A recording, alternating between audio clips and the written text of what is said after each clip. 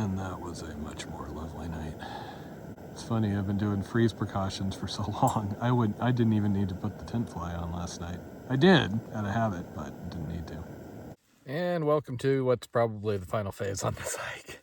I remember on the PCT up in Washington chatting with Lowlander, and he was referring to that section as kind of the victory lap. Basically, the last hard section was done, and it was just kind of cruisy to the end. Jen and I have always kind of referred to the end of trips like that. Well, where there was an actual, like, easy finish, aka not the Condor, things like that. Things are warm. My gear should be good. I've got one more town stop, fairly easy food carries, and water looks like it'll be not really a problem. So I'm going to see how today and tomorrow goes, but I'm kind of figuring probably 2 nights out here and then a good day into Lordsburg the following night where there is a cheap hotel. I can charge up my batteries so I don't have to worry about like stressing about power for that last stretch. And then it'll be a couple of more days into the terminus.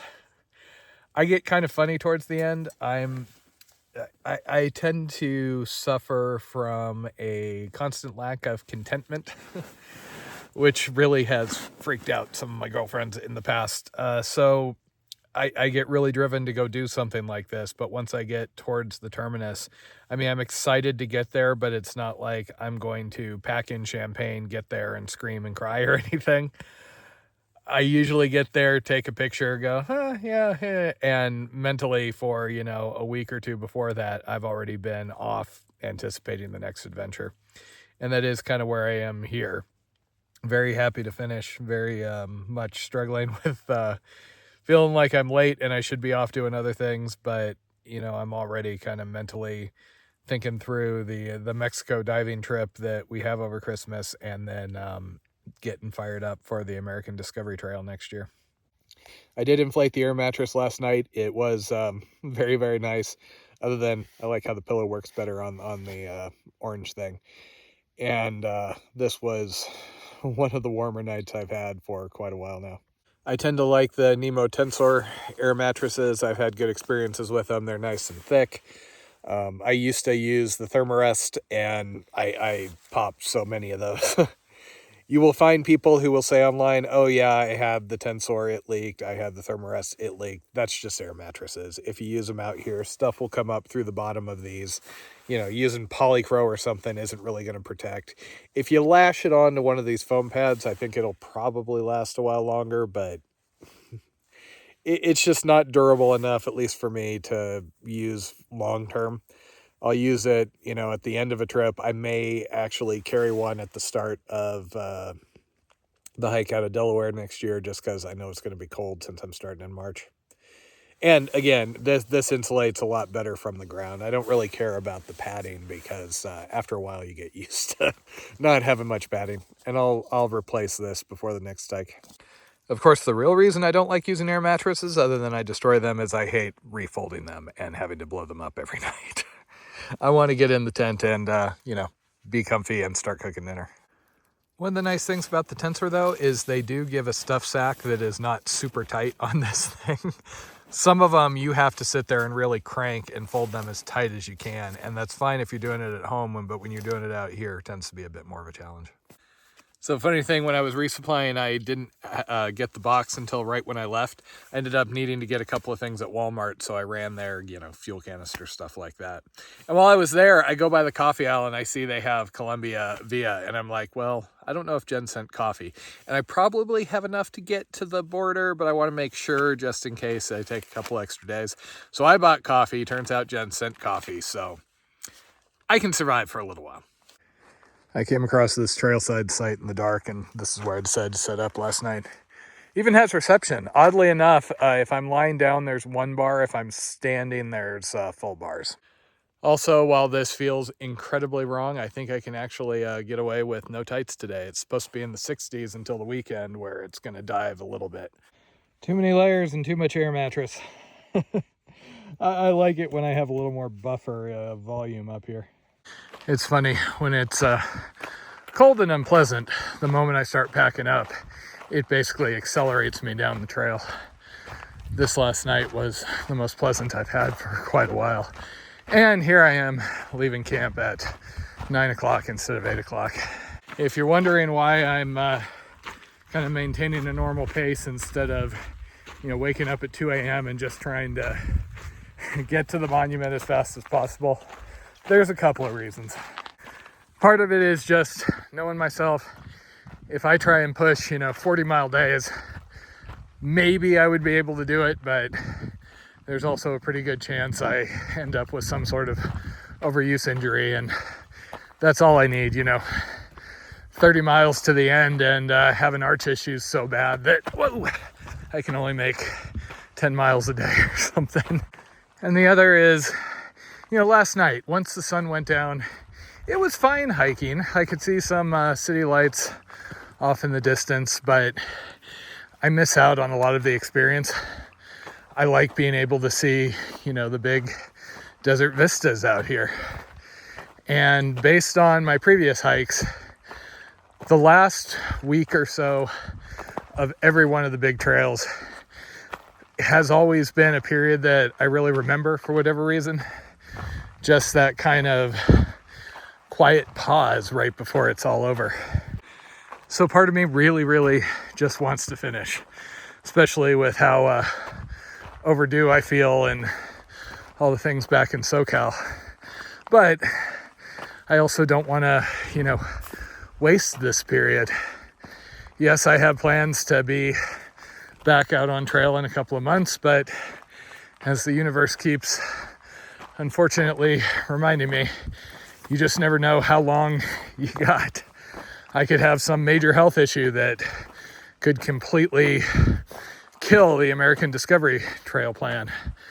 You just don't know. So yesterday I did 19 and a half. That was coming out of town a little late and dragging a little bit. Usual post-town stuff.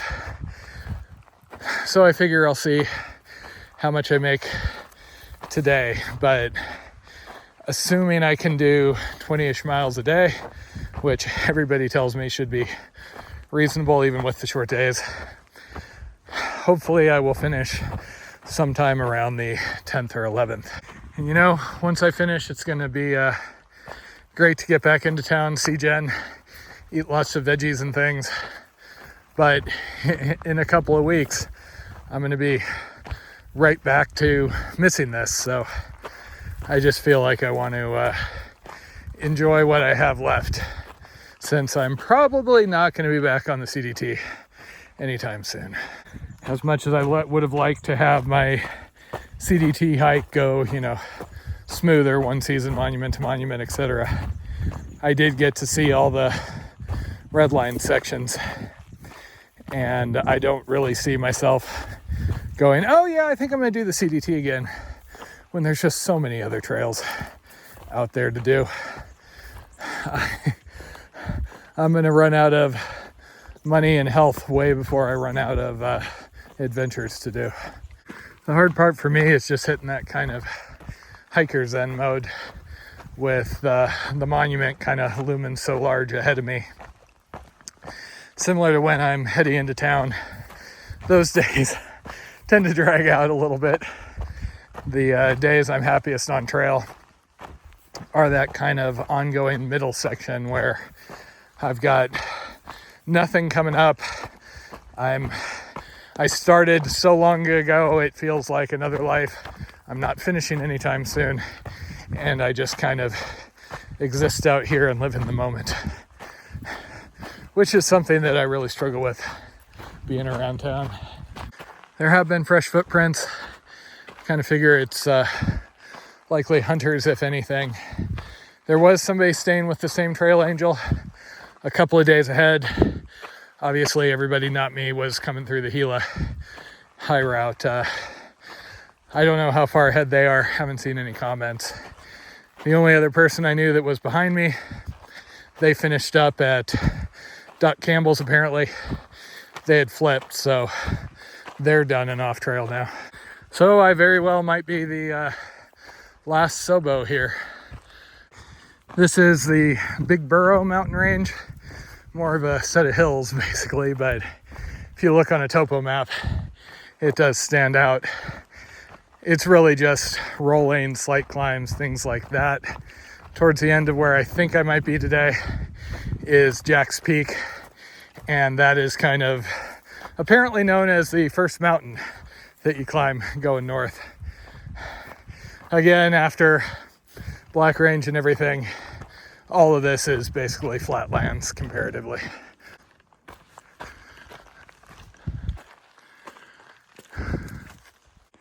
Okay, I've been chasing cows as I come up this creek, but I got flowing water.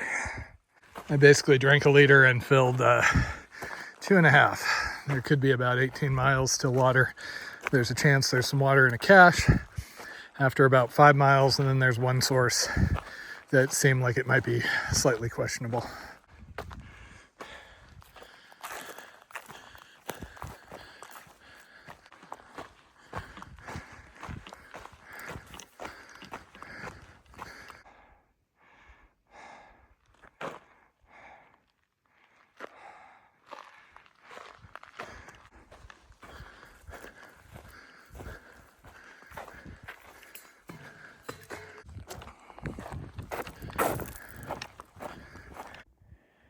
And here I just pulled out my phone to write that the cache wasn't here. They hide them a ways up from the road, so people passing by don't see them. So about 10 miles down, I thought I'd be moving a little faster. Story of my life, huh? But it's been this kind of like mixed trail. So it's 14 miles until the next water cache or / water source that I'm reasonably confident in. I was tempted to just take enough water to get me through to that and push on to that, but I decided to be a little more cautious. So I've got 3.5 liters on my back. That'll give me enough to drink this afternoon, and if I don't make it that far, enough to get through the night and still have my dinner and coffee. It's only about 9.4 to Jack's Peak, the first / last climb on the trail. So I figure at the very least I go up and over that. I might end up staying right before the water cache, and I can drink my fill in the morning. Part of me really wants to start knocking out like a solid 25 miles a day. But like last night, it just wasn't much fun hiking after dark. And the goal is more to enjoy this last section more than it is to just finish by any means possible. There are also some hiker-friendly facilities here. There was a brewery a few miles off on that last road, and there's some sort of RV park up ahead. Again, it's off trail, and quite frankly, I would much rather just camp out here. Much more pleasant.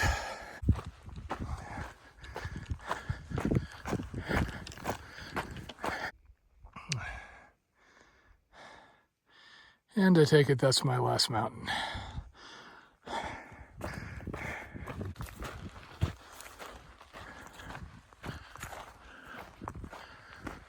I don't always take my pack off breaks by roads on the off chance that somebody comes by with like a big juicy hamburger or sandwich or soda or something, but I do sometimes. There's always hope.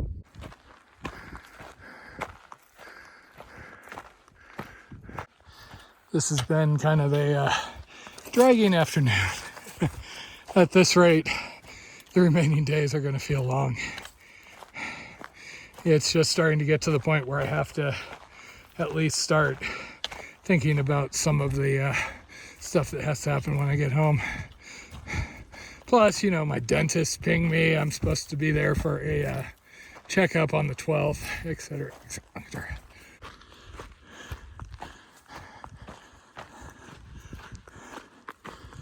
.5:30, so dark soon, but I'm on the climb, so I figure I should at least be able to make it up and over this thing.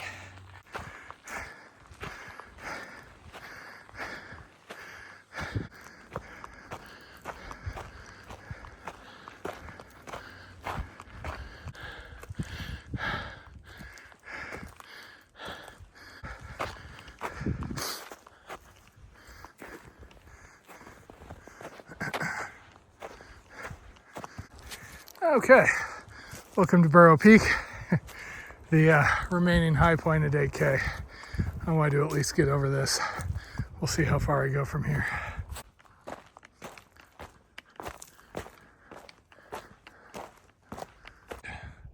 Okay, 7 o'clock and I'm still at 7,700, but I've done more than the miles I need, and quite frankly, I am tired of hiking in the dark and not having a view. So, home sweet home. Here's hoping I go faster tomorrow.